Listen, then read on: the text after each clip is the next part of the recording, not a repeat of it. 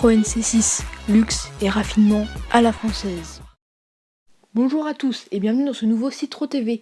Aujourd'hui nous allons vous parler d'un futur collector, du renouveau de la limousine française dans les années 2000, la Citroën C6.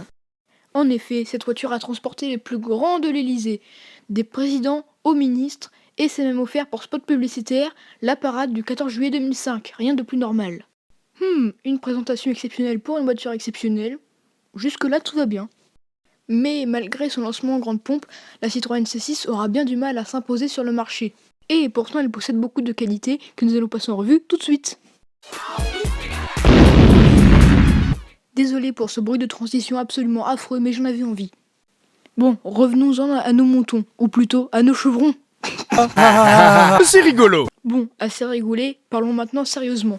La C6 a un style très fluide, très arrondi, sculpté par le vent, qui n'a toujours pas vieilli aujourd'hui.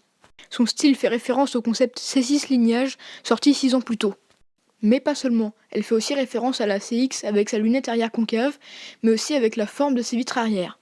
De plus, sa stature est renforcée par un grand capot et un petit porte-à-faux arrière chapeauté d'un aileron actif.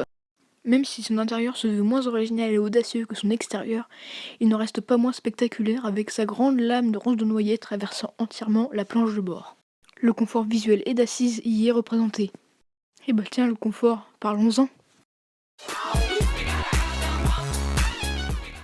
Les détracteurs de la C6 pourront dire ce qu'ils veulent, mais pas qu'elle n'est pas confortable. Mais d'où vient ce confort ? Eh bien, il vient de sa suspension Hydractive 3+. Cette toute nouvelle suspension est basée sur la légendaire suspension hydropneumatique inventée par Paul Magès en 1955 pour la fameuse DS. Contrairement à une suspension hydropneumatique conventionnelle, ici nous avons 4 sphères sur l'essieu arrière au lieu de 2 sur chaque essieu habituellement. Pourquoi ? Eh bien, la suspension Hydractive 3+, possède 2 modes. Un mode ferme qui empêche les 2 sphères supplémentaires de l'essieu arrière de fonctionner, et un mode souple qui fait fonctionner les 7 sphères en même temps. Mais ce n'est pas fini, la C6 dispose aussi d'un amortissement piloté à 16 voies pour absorber au mieux les petites ou grosses irrégularités de la route. Mais également d'un train avant et arrière multibras pour lui assurer une tenue de route impeccable. À l'intérieur, nous retrouvons des sièges tout confort en cuir et enveloppant. Mais la C6 nous propose aussi une connexion GPS, un téléphone via le Bluetooth et une première en Europe, un affichage tête haute. Bon, je pense que nous avons assez parlé, et maintenant, si nous passions à la conclusion. En guise de conclusion, je dirais que cette C6 est bel et bien l'ultime routière française. Sa ligne incroyable, son confort de haute volée en font une voiture tout simplement exceptionnelle. Mais alors pourquoi est-ce un échec commercial ?